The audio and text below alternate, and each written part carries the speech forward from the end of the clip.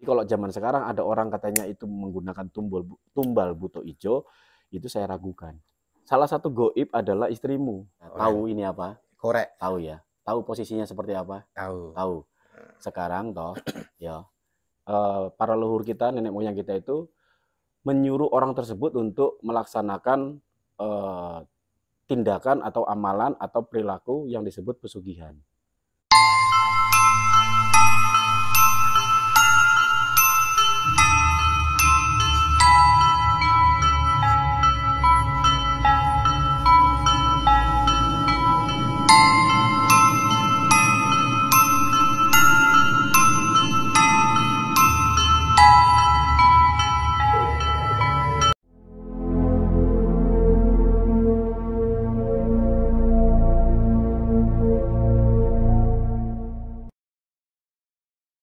Selamat malam, Sobat ABS.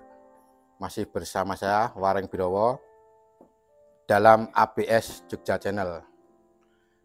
Malam ini kita kedatangan tamu agung, Ki Raksa Manggala.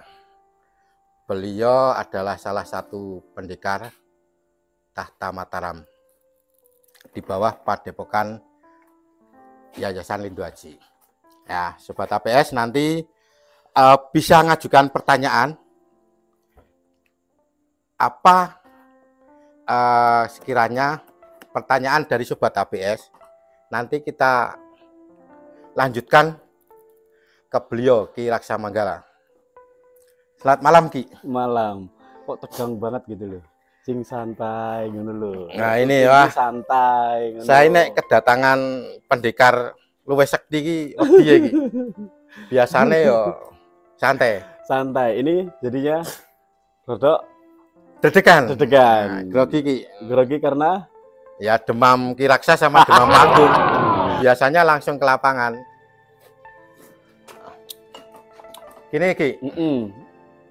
Ini kan ada beberapa pertanyaan dari Sobat ABS. Santai. Nah, ini udah disantai-santai kan, Ki. Terus Ki Raksa kan nonton YouTube-mu toh. Nonton YouTube-mu, itu semuanya itu terlihat wajahmu itu ganteng, berwibawa, gitu. Nah, kali ini saya lihat itu beda sama yang ada di YouTube itu. Ini YouTube apa? ABS Channel toh. ABS Channel. Lah ya itu, bener. Kok sekarang jadi grogi gitu? Lah ini masalahnya kalah hawu sama Ki Raksa. Ki Raksa tingkat udah gede, saya enggak, sama aja. Ini kan rumahmu, ini channelmu. Harusnya Ki Raksa yang grogi, bukan dirimu. Ya ini, Ki. Kita nanti akan membahas masalah ini. Tentang pesugihan. Pesugihan. Tentang pesugihan. Pesugihan apa pelet? Apa pengasihan? Pengasihan juga nanti. Pengasihan juga. Sama santet nanti. Ini ada beberapa pertanyaan yang ditujukan ke Ki Raksa. Masalahnya saya cuma bus. Nah, kan mumpung ada Ki Raksa. Lah kan Ki Wareng juga udah paham itu, kenapa harus tanya lagi? Ya kan lebih Sobat ABS lebih mantap ini, Ki. Lebih mantap. Ini kan kemarin ditunggu udah sebulan yang lalu, Ki. Hah? Sebulan yang lalu udah nunggu KRM. Lah orang ngundangnya baru kemarin kok. Lah ini sampai tidur di jalan gitu kemarin, Ki. Oh, bulan lalu itu ya? Iya. Oh, iya. Minta maaf, Ki Raksa kan soalnya di Kalimantan. Kemarin nggak tahu, jadi cuma taunya langsung gedor. Nggak datang, tidur di jalan itu. Pulang jam 3 pagi. Tapi ini keren kok YouTube-nya. Alatnya canggih. Kameranya mahal. Lightingnya bagus. Tentang pesugihan dulu ya, Ki ya. Kan ada banyak pesugihan yang kebanyakan itu tumbal ya, Ki ya. Kemarin YouTube terakhir kita itu di Jalan Wonosari itu sering terjadi kecelakaan yang mengakibatkan meninggal. Nah, kemarin kan ada teman suruh menguas misteri yang di Jalan Wonosari itu. Kok banyak orang yang meninggal di situ kecelakaan. Terus diyakini ada tumbal. Ada yang ngingu buto ijo, ada yang ngingu untuk pocong, untuk rumah makan. Nah, menurut Kiraksa sendiri ya, tumbal itu seperti apa, Ki? Jenis pesugihan tapi yang memakai tumbal. Oh, kalau bahas itu berarti kan bahas pesugihannya dulu. Pengertian dari pesugihan. Jadi kita harus memahami dulu pesugihan itu apa, kan gitu. Gini, pesugihan itu toh adanya di Indonesia. Adanya di Indonesia. Kok bisa, Ki? Iya, karena di luar negeri itu Kiraksa mempelajari hampir tidak ada orang yang memiliki negara-negara sana yang memiliki istilah pesugihan atau yang mirip dengan kata-kata pesugihan itu. Nah, itu cuma ada di Indonesia. Artinya pesugihan itu sudah ada dari zaman dahulu kala. Dari dahulu kala. Istilah yang dibuat atau dikatakan oleh para leluhur kita pada zaman dahulu. Jadi pada zaman dahulu itu orang ketika kehidupannya belum mapan, kehidupannya belum baik, maka dia para leluhur kita, nenek moyang kita itu menyuruh orang tersebut untuk melaksanakan tindakan atau amalan atau perilaku yang disebut pesugihan. Nah, pesugihan itu sendiri kan bukan hal-hal yang aneh-aneh sebenarnya. Kesini-sininya aja jadi aneh-aneh. Iya. Pada zaman dahulu itu tidak ada yang aneh-aneh. Karena arti dari pesugihan itu kan bahasa Jawa sebenarnya, bukan bahasa Indonesia. Bahasa Jawa, Sugih. Diambil dari kata sugih. Kaya. Nah, pesugihan itu sebenarnya artinya adalah membuat atau proses membuat kaya, atau jalan menuju menjadi kaya. Paham ya? Paham. Itu. Jadi dari arti tersebut apakah ada makna yang salah di situ? Tidak ada. Jadi bahwa semua orang berusaha menjadi kaya itu juga arti daripada pesugihan. Dari arti tersebut kan tidak ada kata-kata yang salah. Ki Wareng Birowo juga termasuk orang yang berusaha bagaimana caranya hidupnya lebih baik. Ya, salah satu tujuannya adalah menjadi kaya. Apakah ada yang salah dari tujuan seseorang menjadi kaya? Kan tidak ada yang salah. Tidak ada yang salah untuk tujuan, tapi caranya mungkin. Loh, artinya dulu, dari artinya pesugihan itu tidak salah toh. Tidak salah. Tidak salah dengan apa yang dimaksud oleh para leluhur kita, nenek moyang kita. Pesugihan tersebut tidak ada hal yang salah di situ. Nah, kemudian pesugihan tersebut karena itu adalah proses ada cara. Itu adalah usaha, maka usaha ada cara. Caranya tersebut inilah yang menjadi salah. Nah, cara itu kan bagaimana? Cara itu terjadi setelah bagaimana manusia itu memahami. Nek memahaminya dari awal sudah salah, maka dia cenderung untuk melakukan caranya yang salah. Memahami pesugihannya sudah salah, maka eksekusinya untuk menuju pesugihan tersebut menjadi salah. Kalau dia memahami makna atau arti sebenarnya tentang pesugihan, ya dagang itu ya pesugihan. Dagang itu sudah pesugihan toh. Bentar, Ki. Kan kalau orang Jawa ya, mungkin di daerah kita dalam tanda kutip pesugihan sudah konotatif jelek ya. Udah misalnya Kiraksa duwe pesugihan. Kiraksa main golek pesugihan, itu udah tanda kutip jelek diisukan, wah kae wis ngingu demit, ngingu buta. Iya. Kan kalau masa banyak itu karena gini, dalam pikirannya pesugihan itu adalah cara untuk cepat kaya. Ya. Iya toh. Kalau memaknainya pesugihan itu adalah cara atau proses menuju hidup lebih baik, ya syukur-syukur jadi kaya, ya. Maka tidak ada yang salah dengan kata-kata pesugihan. Maka tidak akan pernah ada nempel di sini tentang babi ngepet, tuyul, kuto ijo dan sebagainya, termasuk tumbal. Dalam proses orang menuju pesugihan tersebut, melakukan cara-cara pesugihan tersebut, karena salah memaknainya, maka akhirnya orang-orang itu mencari cara untuk kaya. Untuk kaya, salah satunya dengan ritual-ritual tertentu. Dalam ritual tersebut adalah syaratnya. Nah, syarat tersebut termasuk tumbal. Gitu. Nanti kalau kita berbicara tumbal itu ada ceritanya sendiri nanti. Jadi tumbal itu berbeda dengan pesugihan sebenarnya. Tapi ritual pesugihan menggunakan cara tumbal untuk memenuhi syarat-syarat dalam pesugihan. Ini paham pura? Dipaham-paham ke ya sebenarnya ya, dengerin. Iya, jadi ada loh pesugihan tidak pakai tumbal toh. Ada. Nah, bahwa tumbal itu bagian dari syarat pesugihan betul, tapi tidak semua pesugihan menggunakan tumbal. Iya. Pesugihan yang ini ya, yang hitam lah bahasanya. Itu. Jadi nyambung ke yang tadi, katanya ada orang kecelakaan, terus itu merupakan korban itu jadi tumbal gitu ya. Iya. Jadi ada unsur kesengajaan dari seseorang dan makhluk lain kan gitu. Bagaimana caranya supaya orang itu meninggal akhirnya dijadikan tumbal. Nah. Ya itu ada seperti itu. Tapi kalau kita berbicara pesugihannya sendiri, kalau Kiraksa sendiri tidak mau semakin menanamkan pemikiran tentang pesugihan itu dengan konotasi yang negatif. Gitu. Lah gini Cik. Kan udah masyarakat awam ya. Dalam arti konotasi pesugihan. Wis mengakari pesugihan mesti nggo tumbal. Kan kebanyakan tuh nggak tahu pesugihan. Kayak tanya pesugihan itu orang yang pesugihan ciri-cirinya gimana? Ciri-ciri yang Kiwareng tahu. Nek ngingu tuyul, kadang nek melaku gendong buri itu. Secara ini aja, secara umum orang melakukan pesugihan, ciri-cirinya orang itu seperti apa? Maksud ciri-cirinya? Itu kan kalau tadi kan kalau dia pelihara tuyul. Beda berarti kalau dia pelihara babi ngepet. Nah, ya toh? Nah, maksudnya babi ngepet, tuyul, segala macam ini kan pesugihan.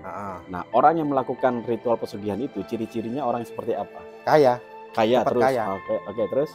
Cepat kaya, tidak tertutup. kerja. Nggak kerja. Kiraksa, ini pasti juga ini. Kiraksa, saya nggak kerja. Nah, ini sadar mau jawab apa nih sebenarnya? Saya nggak kerja. Saya kerja di mana coba? Tanya perusahaan mana yang merasa saya adalah karyawannya di perusahaan tersebut. Tidak ada. Kalau ditanya lagi, Kiraksa punya usaha apa? Coba dicari usaha saya yang benar-benar memang orang menemukan fakta bahwa pemilik perusahaan tersebut adalah Kiraksa. Nggak ada. Kiraksa kerja nggak? Punya usaha nggak? Ini didet ya, iya kan, itu kan menurut orang. Tapi saya kalau dikatakan miskin ya tidak. Tapi kalau kaya itu kan ada anunya ya. Maksudnya batas kaya itu kan tidak ada. Tapi batas miskin ada. Batas miskin ada, batas kaya nggak ada. Tapi saya tidak pernah dikatakan miskin, bahwa hidup saya itu tidak susah. Saya punya duit, saya berani bertaruh saya dengan Kiwareng gitu, banyakkan duit siapa kan gitu. Saya tetap KRM. Saya berani bertaruh, misalkan gitu ada satu orang yang kerja di daerah Jogja ini. Saya berani bertaruh, banyakkan mana duit saya dengan dia. Apakah lantas karena patokan itu, jadi saya adalah salah satu dari orang yang melakukan pesugihan? Enggak. Enggak gitu. Dalam arti yang tadi, iya. Dalam arti ya iya. Tapi dalam arti yang saya tadi, Kiraksa tadi, saya adalah pelaku pesugihan. Dalam arti yang tadi Kiraksa, dari awal tadi, gitu, bahwa seseorang, semua orang itu sebenarnya hakikatnya sedang melakukan ritual pesugihan dengan caranya masing-masing. Tapi kalau kita bawa ke hal negatif, nah maka ini menjadi beda. Orang yang berusaha bekerja mati-matian pagi siang malam itu bukan orang yang melakukan pesugihan, gitu.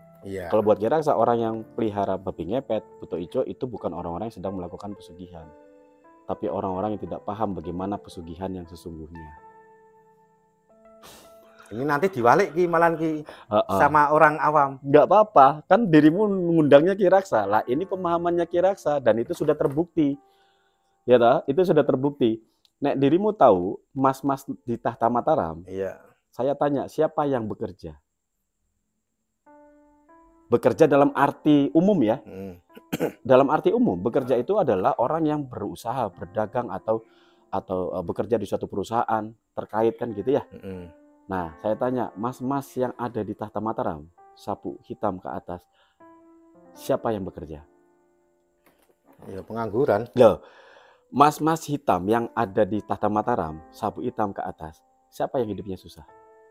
Tidak ada toh. Nggak ada. Bahkan punya mobil, bahkan malah mendirikan usaha. Iya, dua karyawan. Iya. Bagaimana itu terjadi? Kalau ditanya, oh mereka punya tuyul, saya pastikan tidak ada. Oh mereka punya babi ngepet, saya pastikan tidak ada. Mereka pelihara buto hijau, saya pastikan tidak ada. Bahwa mereka semua orang-orang baik. Benar. Lah ya itu toh maksudnya. Jadi Ki Raksa bukan mematahkan apa yang dipikir atau diyakini oleh orang banyak, bahwa akhirnya ada dua pemahaman tentang pesugihan. Itu maksudnya Ki Raksa, yaitu pesugihan yang tadi yang menurut Ki Raksa, arti dari Ki Raksa, dan pesugihan secara budaya Indonesia yang lebih kepada hal-hal yang mistis. Seperti itu. Nah yang Ki Wareng tanya kan yang mistis tadi ya? Yang mistis. Masalahnya kan kehidupan di sini itu sitik-sitik ini dihubungkan dengan mistis gitu. Ya. Kan kebanyakan adat Jawa ya. Adat Jawa sitik wis langsung hubungan ke mistis. Misal aku nyimpen duit 200, ngerti-ngerti sing 100 ra enek garis 100. Tuyul iki. Tuyul kan. Rakitan goglok. Prinsipnya nek ilang tuyul. Nah, terus kemarin juga saya ini di warung disuruh tamu lah ya. Tamu. Dia dagang rame tapi nggak ada hasilnya sama sekali. Dagangan habis, duitnya hilang. Nah, diyakini diambil buto hijau. Buto hijau. Gitu. Nah, terus gimana caranya ben duit ini utuh? Gitu kan? Jadi kan gini kalau Ki Raksa ya. Semua itu mungkin terjadi. Karena kita berpikir bahwa semua mungkin terjadi, maka sudah selayaknya dan seharusnya sebaiknya juga sebelum kita berpikir ke arah mistis, kita berpikir secara logik dulu, gitu loh. Yang tadi Ki Wareng bilang jatuh di jalan kan gitu. Itu bisa ke sana dulu berpikirnya. Jadi jangan selalu ketika ada sesuatu yang terjadi terus kita berpikir secara mistis. Kita berpikir supranatural tanpa mau menggunakan akal sehat kita. Itu yang akhirnya terus-menerus kita akhirnya gampang ditipu, gampang bodohi oleh hal-hal yang mengatasnamakan hal mistis gitu Ki Wareng kalau menurut Ki Raksa. Bahwa hal mistis itu ada apa enggak? Ada jelas. Ada. Saya juga meyakini ada. Mistis beda dengan goib. Nah ini Sobat ABS, mistis sama goib beda. Nah nanti kita langsung ke jelasnya Ki Raksa Manggala. Gimana Jadi gini, goib itu kan kita sebagai orang beragama ya, kita harus disuruh percaya dengan hal goib, betul ya? Betul, ada suratnya itu. Iya. Nah nanti kita berbicara dengan hal goib panjang lebar lagi nanti. Hal goib itu apa sih kan gitu. Sementara mistis itu menurut Ki Raksa adalah sesuatu yang belum bisa dilogikakan. Saat itu belum bisa dilogikakan. Nah, jadi sesuatu yang belum bisa dilogikakan adalah mistis. Hal mistis yang sudah dapat dilogikakan itu menjadi ilmiah. Contoh begini, kita kembali ke zaman tahun 2000 sebelum Masehi. Saya ajak Ki Wareng pergi ke sana dengan mesin waktu misalkan. Kita pergi ke sana lah. Terus kita sampaikan kepada orang-orang di tahun itu bahwa kita tanya sama mereka, bukan kita sampaikan, kita tanya. Mungkinkah ada benda seberat 60 ton lebih melayang di udara? Mereka akan menjawab tidak mungkin. Benda seberat 60 ton lebih melayang di udara. Maka orang-orang pada zaman itu, pada tahun itu akan menjawab tidak mungkin. Itu benda berat sekali. Jangankan 60 ton. 5 kilo aja. 5 kilo saja itu sudah pasti jatuh. Manusia dengan bobot paling rata-rata itu sampai 150 paling berat misalkan ya. Itu pun tidak bisa melayang. Manusia yang ringan ya, yang badannya ramping gitu ya. Itu pun sulit untuk terbang. Gitu loh. Kok bagaimana mungkin ada benda 60 ton itu bisa melayang? Oke? Maka mereka akan menganggap kalaupun itu ada, itu adalah hal mistis. Terjadi karena atas sihir, bantuan jin dan sebagainya macam. Nah, saat itu kita ajak dia pergi ke tahun ini. Kita ajak ke bandara Jogja atau bandara Kulon Progo. Iya. Ya. Maka dia akan menyaksikan benda paling terbang. Paling ringan 60 ton beratnya itu terbang di udara. Dia akan bilang itu diangkat jin, itu mistis, itu sihir. Kita jelaskan, itu bukan sihir, itu bukan diangkat jin, dan itu bukan mistis. Itu ilmiah, ada rumusnya. Kita ajarkan rumusnya, dia akan paham. Oh iya. Nah, apakah salah ketika dia bilang itu mistis? Tidak. Apakah kita salah ketika kita bilang itu bukan mistis, itu ilmiah? Tidak juga. Jadi itu tadi yang saya bilang. Hal mistis adalah sesuatu hal yang belum bisa dilogikakan atau belum mampu dilogikakan. Bukan tidak bisa ya, belum bisa atau belum mampu untuk dilogikakan. Itu hal mistis. Nah, hal mistis yang berhasil dilogikakan itu namanya ilmiah. Gitu. Beda dengan goib. Goib sekali goib, ya goib. Contoh goib. Goib itu gini, artinya kan sesuatu hal yang tidak terlihat dan tidak kita ketahui, itu goib. Tidak terlihat. Kalau buat kiraksa tambah satu lagi, tidak kita ketahui, itu goib. Contoh dalam agama dikatakan esok itu hari yang sesuatu hal yang goib. Kiamat itu goib. Kita suruh percaya dengan itu. Jin itu goib. Ya. Nah, kita buktikan. Kiamat itu belum kita lihat, tidak kita lihat. Kita belum melihat kiamat seperti apa. Pernah ada orang yang lihat? Belum. Mati. Dan manusia tidak tahu kapan itu kiamat. Jadi dua hal, tidak terlihat dan tidak diketahui. Itu hal goib. Termasuk jin. Jin itu goib, tidak bisa dilihat dan kita tidak ketahui. Bahwa tidak diberikan ilmu sedikit pun tentang jin sebenarnya kita. Tentang hal goib. Ya, tidak diberikan sedikit pun kecuali untuk orang-orang tertentu. Tertentu itu garis besar. Jin garis, itu ya, garis bawah. Hah? Jadi orang itu nggak bisa lihat jin. Nggak bisa. Sopo sing iso? Pocong-pocong gendruwo kuntilanak itu termasuk jin apa malah merempet di PS. Ketika itu adalah jin, artinya kan bukan jin yang sesungguhnya. Jin yang berkamuflase, jin yang memadatkan dirinya, jin yang membentuk dirinya, bukan jin yang sesungguhnya. Iya kan? Nek jin sesungguhnya tidak ada orang yang tahu. Nggak bisa. Tidak ada orang yang tahu. Maka beda dengan antara goib dengan mistis tadi. Goib itu adalah sesuatu yang, salah satu goib adalah istrimu. Punya istri toh? Punya istri. Punya ya mah ya. Melihat. Sekarang melihat. Enggak. Tahu istri lagi ngapain? Tidur di rumah. Hah? Pasti. Tidur di rumah. Pasti. Tidak mungkin pasti. Ini belum dijawab BA saya ini. Iya, bisa jadi dia lagi pergi kemana, warung, atau lagi ngobrol sama anak, atau anak lagi pop, atau ya kan bisa jadi. Iya. Jadi pengetahuan kita tentang pengetahuan Ki Wareng tentang istri saat ini juga kan itu juga masih anggapan atau asumsimu, keyakinanmu saja. Tapi kepastiannya kan nggak tahu. Ya toh? Melihat kan enggak. Nah, berarti saat ini bojomu ki adalah goib. Goib.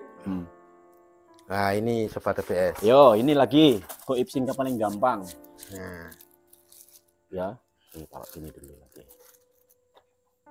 Ini nyata apa goib? Nyata. Dirimu lihat. Ya, tahu ini apa? Korek. Tahu ya. Tahu posisinya seperti apa? Tahu. Sekarang toh, ya. Ini korek. Iya. Ini korek toh? Iya. Nah. Ya.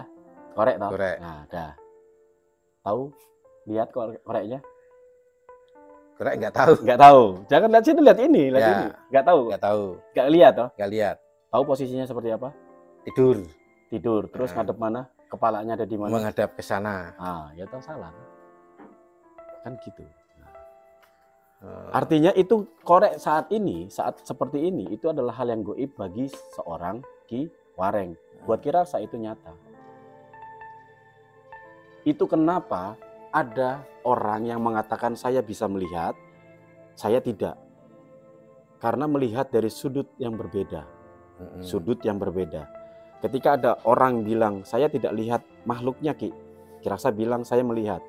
Bukan berarti dia tidak dia dengan saya itu saya punya mata yang luar biasa, dia tidak. Bukan, sudut pandang kita, pemahaman kita tentang itu yang berbeda. Ya Gitu. paham, seperti 6 sama lihatnya 9, lihatnya 6 gitu ya. Betul. Gitu. Seperti 5 itu bisa jadi 5 toh, bisa jadi 2.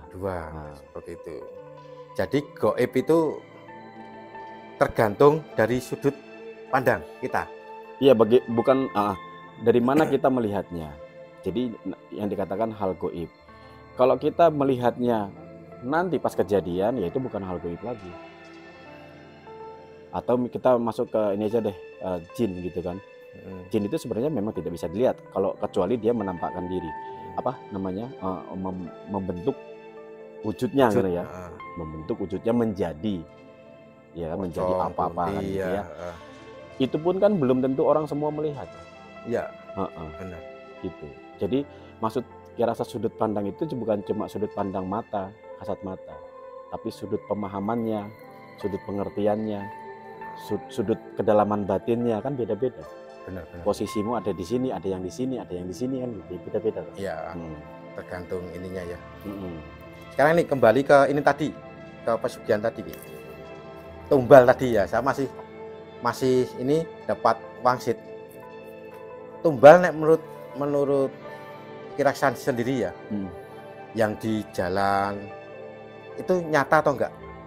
Menurut Kiraksa ada seorang ngingu buto ijo, suruh cari mangsa sendiri. Kan kebanyakan orang Jawa kan kadang di bawah pohon itu ada sajen, terus kasih saren, tahu saren? Nah, itu pasti orang yang lewat situ. Saren penonton yang nggak tahu. Saren, tahu saren nggak sobat ABS? Saren itu darah yang dibekukan. Nah, nanti digoreng itu enak, tapi haram. Nah, saren seperti itu. Kadang di jalan-jalan itu ada sesajen bungkusan kecil. Itu salah satunya ada saren. Itu dari darah apa biasanya? Kurang tahu saya. Tapi tak pastikan ada darah. Di situ kecelakaan pasti meninggal. Saya pastikan. Nah, wong-wong do ngomong, "Kalu duwe buto ijo." Kalu kan duwe buto ijo, padahal dhek dodol. Tapi ngerti-ngerti sugih, buka cabang kemana-mana, padahal ora laris, ora enak. Itu ada kejadian begitu ya? Ada. Pernah tahu ada di mana? Ya di sini ada. Di sini ada ya? Ada. Yakin ada ya? Ada ya, ada. Harus yakin dulu ada apa enggak gitu loh.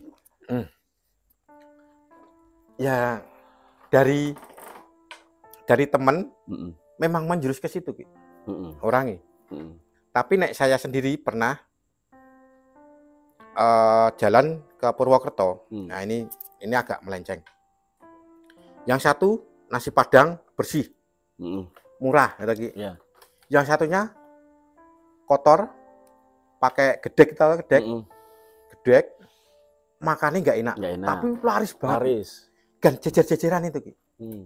Nah terus bilang kayak gitu di nganu ngan pasugane pocong didoni, jadi enak. Nah, menurut Kiraksa sendiri gimana? Jadi yang meludahi itu pocongnya. Nah, ini saya pernah sendiri Ki. Masalah 2 ya. 2 jejer. Siji resik, terjamin resik, enak. Saya pernah nyoba masalahnya. Waktu saya keliling muter-muter kan, saya lewati jalur itu. Situ nggak enak Ki. Tapi wantri bener. Saya pernah ngalami itu. Tapi nggak enak. Kenapa Kiwareng bilang nggak enak? Kenapa? Ya saya merasakan nggak enak. Berarti mereka yang ngantri itu enak. Bilangnya enak. Enak. Berarti mereka adalah orang yang terpengaruh sama jin itu, pocongan itu katanya. Pesugihan itu. Iya. Sedangkan Kiwareng orang yang tidak terpengaruh. Enggak. Ada orang selain Mbah Gareng yang tidak terpengaruh? Lah saya nggak tahu. Ikut bilang itu tidak enak, ada nggak? Nggak tahu, masalahnya kan jauh Ki. Nah, artinya kan gini, kalau hal seperti itu kan tidak bisa, itu kan asumsi jenengan. Ya, Gini Lah orang-orang iya, orang yang lain Rasoter pada gini bilang, gini, yang lain bilang enak kok gitu. saya Yang nggak Idam ngomong bilang orang yang lain enak. iya, buktinya ngantri. Heeh, bukti Ya. ini antri. Berarti kan enak, Heeh. iya kan? Iya. Ini kan dari omongan dirimu. Iya, benar. Nah, yang bilang tidak enak cuma Saya. Iya, yang bilang enak banyak. Banyak. Nah iya, yang salah lidah mereka apa lidahmu? Lah ini yang Gini, sebentar. makanya gini. Kita harus melihat benar-benar dalam tentang hal-hal seperti itu. Jangan sampai gitu loh, hal-hal yang sebenarnya logik menjadi tidak logik. Akhirnya kita menuduh kan gitu. Iya. Bukan saya bilang Ki Wareng menuduh, ini kan ceritanya ini. Jadi jangan sampai ada kejadian seperti itu. Terus karena ada gini Ki Wareng. Ada orang yang iri sebenarnya ya, cerita seperti itu gini. Ada yang iri dengan kesuksesan orang. Orang dagang terus laku laris. Cerita yang tadi ya, yang benar, tadi itu. Terus ada orang yang iri. Maka dia menyampaikan cerita tadi. Itu loh, padahal itu tidak enak. Tempatnya seperti itu. Kok banyak yang antri. Nah, itu disebarkan ke orang-orang. Akhirnya orang-orang itu percaya dengan kata-kata, contoh Mbah Wareng. Ki Wareng ini contoh yang ngomong. Gareng Plus TV. Saya punya teman namanya Mbah Gareng soalnya. Kemarin tuh sering telepon saya jadi Mbah Gareng terus. Jadi Ki Wareng itu ngomong itu ke orang-orang dan orang-orang itu percaya sama Ki Wareng. Akhirnya ketika mereka mencoba, mindset mereka atau alam bawah sadar mereka tentang omongannya Mbah Wareng itu ya kan membenarkan. Ya daya cicipnya mereka itu akan mengatakan itu memang tidak enak. Iya. Benar. Setelah itu kabar itu melebar luas lah. Kok iya ya, kok nggak enak, kok bisa itu antri. Akhirnya orang banyak meyakini bahwa itu adalah pesugihan atau hal-hal seperti itu. Akhirnya sepi. Bahwa hal seperti itu ada nggak? Ada, memang ada. Tapi untuk mencapai hal seperti itu sangat sulit, nggak gampang. Contoh tadi dikatakan buto ijo. Apa iya buto ijo gitu akan mudah diperintah oleh manusia, dalam tanda kutip manusia zaman sekarang yang sing wis reget batine, atine, pikirane wis reget. Terus buto ijo ki gelem mau disuruh diperintah sama orang-orang yang seperti itu. Atau yang merintah contohlah bukan orang tersebut karena mereka tidak memiliki kekuatan apa-apa. Yang memerintah Ki Wareng, tapi untuk seseorang yang tadi ya juru kunci gitu ya. Pun makhluk gaib itu tidak semudah itu menerima perintah dari Ki Wareng untuk orang yang tadi, yang hatinya tidak bersih, batinnya tidak bersih, ada keserakahan, ada iri hati, dendam, ketamakan di dalamnya. Buto ijo itu tidak seperti itu. Maka buto ijo akan meminta syarat yang luar biasa juga atas apa yang Ki Wareng minta untuk orang tersebut. Maka bukan hal yang gampang zaman sekarang. Mungkin zaman dahulu itu gampang. Contoh misalkan orang zaman dahulu ada orang susah kan gitu. Orang teraniaya, terintimidasi. Terus ketemulah dengan orang pintar kan gitu. Minta tolong gimana walaupun caranya salah. Mintalah tolong atau minta bantuan atau kerjasama dengan buto ijo. Buto ijo itu tahu lihat orang ini. Contoh itu yang minta tadi lagi Ki Wareng lagi. Ki Wareng minta sama buto ijo itu supaya orang ini bisa dibuat kaya. Buto ijo itu juga melihat memang betul ini orang-orang yang dari dulu miskin, tidak ada indikasi dia mengganggu orang. Kan justru ini orang yang terintimidasi, teraniaya, terjolimi. Ya cenderung hatinya bersih lah seperti itu. Maka itu akan mudah. Karena gini, kehidupan kita ini kan selalu berdampingan dengan semesta alam. Ada yang nyata, ada yang tidak nyata. Nah, semuanya harus seimbang, gitu. Semuanya pasti akan bekerja sesuai dengan kodar dan kodarnya, ya. Kalau manusia sebenarnya manusia itu diperintahkan sesuai dengan fitrahnya, tapi kan semuanya melenceng lama-lama, ya gitu. Untuk menguasai hal-hal seperti itu pada zaman saat ini itu akan sulit, Ki Wareng. Itu yang Ki Raksa pahami dan Ki Raksa laksanakan sekarang. boro-boro sekarang ribut orang nyantet bisa apa enggak, nyantet bisa apa enggak, ada gak orang kena santet. Kalaupun ada, itu sesuatu hal yang sangat sulit pada saat ini. Santet dalam arti mistis ya. Gitu. Ya ini malah, jadi malah kalau lebar ke santet ini. Ya jenenge ngobrol-ngobrol lah. Jadi istilah tadi balik lagi ke buto ijo. Buto ijo itu ada apa enggak? Lah, kalau ditanya ke Kirasa, Kirasa kan jawab ada. Ada, Ki. Ada. Terus ada gak orang yang bekerja sama atau bersekutu dengan buto ijo dalam rangka pesugihan? Ada. Gitu loh. Tapi tidak semudah apa yang dipikirkan orang. Jadi kalau zaman sekarang ada orang katanya itu menggunakan tumbal buto ijo, itu saya ragukan. Kenapa, Ki? Kan ini, sebentar, Ki. Kan juru kunci ya. Juru kunci kan bisa menyuruh buto ijo seperti ini. Yeah. Kowe melu Kiraksa. Kowe njaluk apa? Nah, itu. Kowe njaluk apa? Nah, iya. Kowe njaluk apa? Engko tak omongke Kiraksa. Betul. Aku njaluk getih pohon nyawa siji setahun. Kiraksa, gimana, Ki? Sanggup? Nah, dia kan otomatis ikut, Ki. Iya. Dia ikut jenengan atau ikut saya? Ikut Kiraksa. Dia bekerja untuk jenengan atau bekerja untuk saya? Kiraksa. Iya, maka dia akan melihat saya.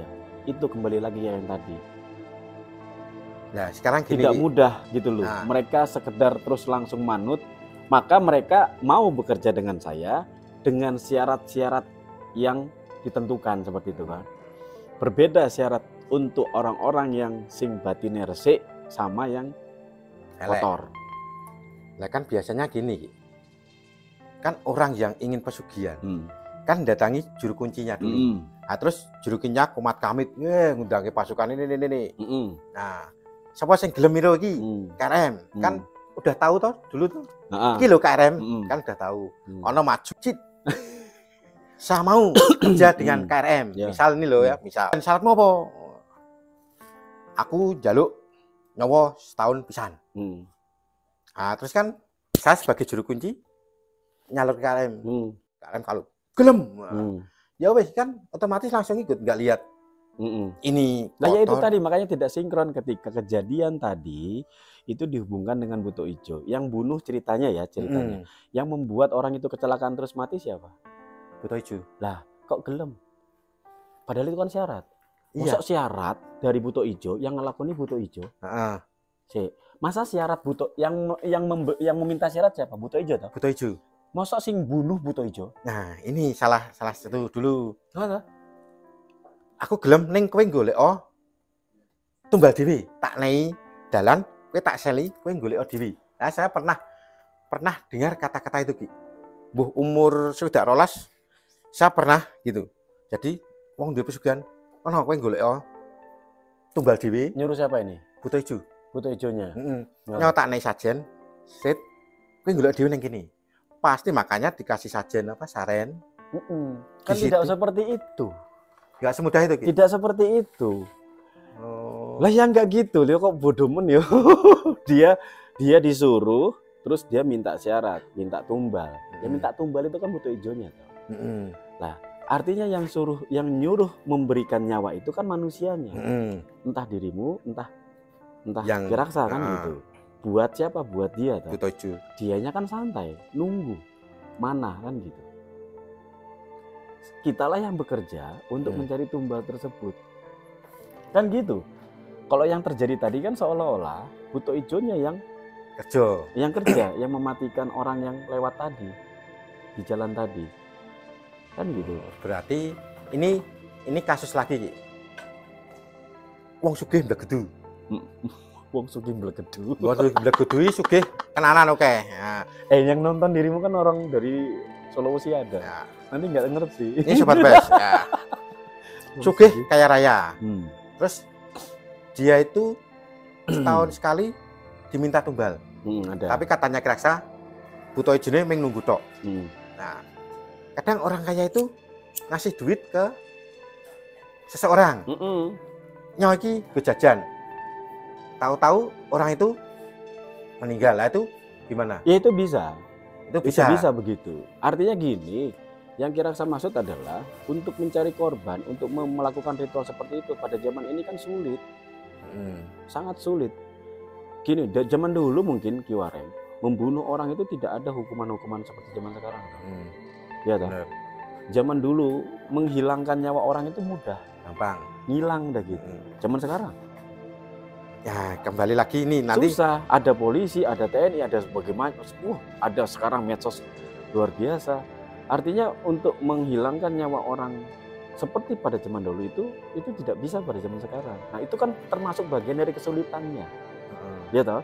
Jadi orang zaman sekarang kalau ngomong tentang hal seperti itu terus langsung dipercaya tanpa kita berpikir logik, kok jadinya kita kok jadi orang yang tidak bijak gitu loh terhadap budaya kita sendiri. Ini kan budaya sebenarnya, keyakinan leluhur kita gitu. Bahwa dulu terjadi seperti itu, iya loh, jangankan polisi, hansip yang nggak ada kan gitu, adanya centeng kayak gitu yang punya kepentingan sama orang-orang kaya.